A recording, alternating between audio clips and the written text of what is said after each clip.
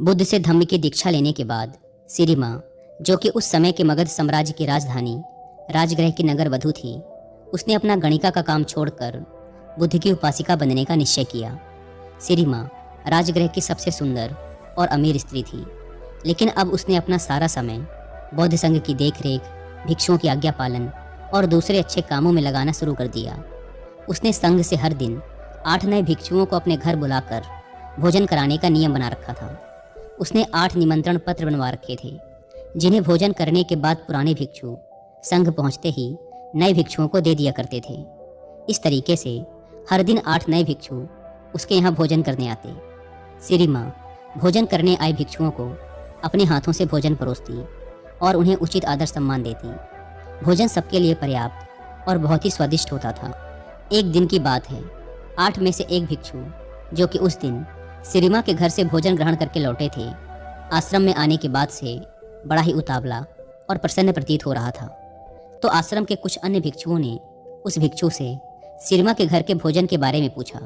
उस प्रसन्न भिक्षु ने कहा, भोजन सबके लिए पर्याप्त मात्रा में था और भोजन का स्वाद ऐसा था कि जिसकी तुलना ही न की जा सके। इससे स्वादिष्ट भोजन मैंने आज से पहले कभी नहीं खाया था। लेकिन वहाँ की सबसे महत्वपूर्ण और न भूलने वाली चीज़ थी उस घर के मालकिन की सुंदरता। सिरिमा एक अद्वितीय सुंदरी है। उसकी सुंदरता की कोई तुलना ही नहीं है। वह एक बहुत ही आकर्षक और सौम्य स्त्री है, जो किसी का भी मन मोह ले। ये सारी बातें वहीं खड़ा एक जवान भिक्षु भी सुन रहा था।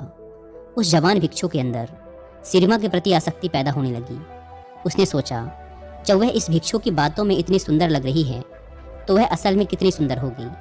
उसके मन में सिरिमा की सुंदरता की अलग अलग तस्वीरें उभरने लगी। वह उस स्त्री के प्रेम में पड़ चुका था, जिससे वह अभी तक मिला भी नहीं था। उसने पता लगाना शुरू कर दिया कि सिरिमा के घर भोजन के लिए कैसे जाया जा सकता है।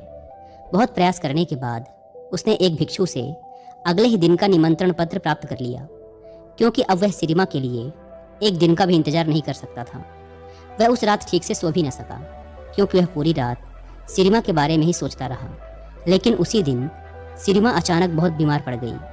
वह अपने सारे गहने और सजावट की वस्तुएं उतारकर बिस्तर पर सोने चली गई। इसीलिए जब वह प्रेमी युवा भिक्षु सिरिमा के घर पहुंचा, तो नौकरों ने उसका स्वागत किया और उसे भोजन परोसा। यह देखकर उस युवा भिक्षु को बहुत क्रोध आया और वह अंदर ही अंदर बहुत दुखी हुआ। जब सिरिमा को पता चला कि भिक्षु भोजन के लिए बैठ गए हैं, तो उसने उनके प्रति अपना सम्मान जताना चाहा। उसने अपने नौकरों से कहा, भोजन कक्ष तक पहुंचने में मेरी मदद करो।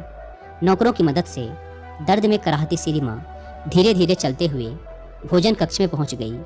वह पसीने से लथपथ थी और उसका पूरा शरीर बुखार से कांप रहा था। वह हाथ जोड़कर घुटनों के बल भिक्षुओं के सामने जाकर बैठ गई। उसे देखकर उस युवा भिक्षु ने मन ही मन कहा, इतनी बीमार होने के बाद भी यह कितनी सुंदर और आकर्षक है। सोचो, अगर ये बीमार न होती और सारा श्रृंगार करके आती, तो कितनी सुंदर लगती। अपनी वासना के वशीभूत होकर उस बौद्ध भिक्षु ने बिना एक भी कौर खाए अपने भिक्षा पात्र को बंद कर दिया। भोज समाप्त होने के बाद वह अपने भिक्षा पात्र को हाथ में लेकर झूमता हुआ आश्रम वापस आ जाता है। आश्रम पहुंचकर भी वह भिक्षा पात्र को नहीं खोलता और उसे एक कोने पर रखकर अपने बिस्तर पर लेट जाता है।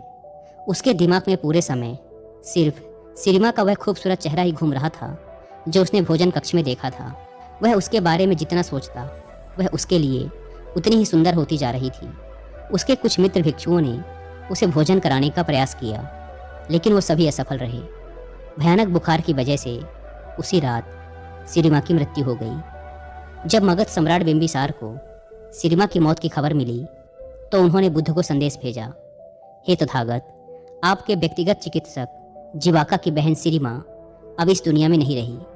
बुद्ध ने सम्राट बिंबिसार को वापस संदेश भेजा, मृत शरीर को जलाया न जाए, बल्कि उसे एक बड़े से मैदान में संभाल कर रखा जाए। चील, कौवे और दूसरे जानवर शरीर को नुकसान न पहुंचा पाए, इसके लिए कुछ पहरेदार मृत शरीर के आसपास तैनात कर दिए जाएं। 3 दिनों में मृत शरीर सड़ चुका था। शरीर के फूलने की वजह से चमड़ी फट गई थी और उसमें से कीड़े निकलने लगे थे। आसपास का सारा वातावरण दुर्गंधमय हो गया था। बुद्ध के कहे अनुसार सम्राट बिंबिसार ने पूरे नगर में यह घोषणा करवा दी कि कल सुबह राजगृह के सभी युवा पुरुषों को सिरिमा के शरीर का अंतिम दर्शन करने राज मैदान पर पहुंचना है और जो भी व्यक्ति इस आदेश का पालन नहीं करेगा उस पर 8 सोने के सिक्कों का जुर्माना लगाया जाएगा। दूसरी तरफ उस युवा प्रेमी भिक्षु ने पिछले 4 दिनों से कुछ भी नहीं खाया था। उसके भिक्षा पात्र में रखा भोजन पूरी तरह से सड़ चुका था और उसमें से कीड़े निकल रहे थे। उस भिक्षु का एक मित्र उसके पास आया और बोला, मित्र, बुद्ध सिरिमा को देखने जा रहे हैं। सिरिमा शब्द की आवाज़ कान में पड़ते ही उस भिक्षु के अंदर अचानक से ऊर्जा लौट आई और वह तुरंत उठकर खड़ा हो गया। उसने अपने भिक्षा पात्र में से उस सड़ रहे भोजन को बाहर फेंका और उसे अच्छी तरह से साफ किया।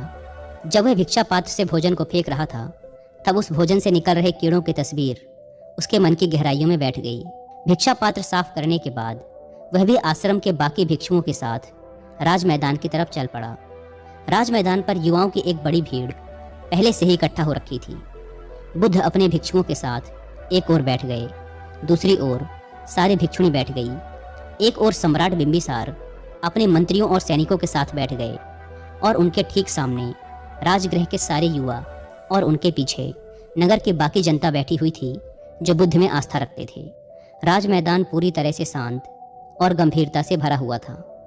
तभी वहां की शांति को भंग करते हुए बुद्ध ने प्रश्न किया, सम्राट, ये सामने पड़ी मृत स्त्री कौन है?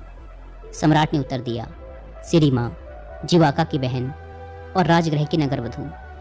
यह सुन बुद्ध ने कहा, सिरिमा, राजगृह की नगरवधु, चलो अभी सच्चाई का पता लगाते हैं।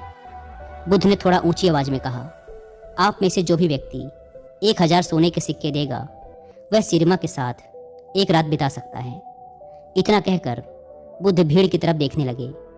एक भी व्यक्ति ने अपना हाथ नहीं उठाया। बुद्ध ने फिर कहा, 500 सोने के सिक्के। अब भी सब चुप थे। 100 सोने के सिक्के। किसी की कोई प्रतिक्रिया नहीं।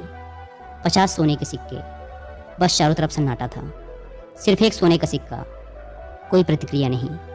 मुफ्त में। अब भी किसी ने कोई इच्छा नहीं दिखाई।